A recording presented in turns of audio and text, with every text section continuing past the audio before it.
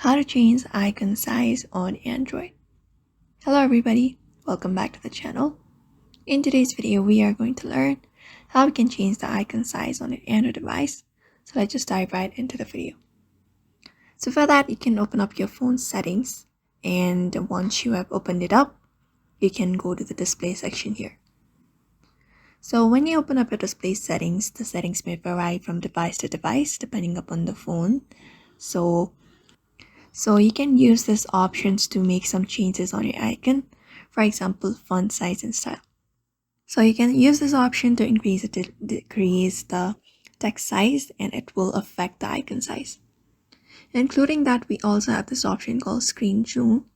So when you use the slider in order to zoom your screen, it may also affect your size of your icon in your device. Other than that, we also have different options available, like screen mode and different options. You can use these options in order to make some changes to your icon size. Otherwise, if you really want to make it more effective, you can go ahead and download different applications that will help you increase or decrease the icon size on your Android device. So that is it. For now, this is the method you can apply up. So I hope this video was helpful, and thank you for watching this video.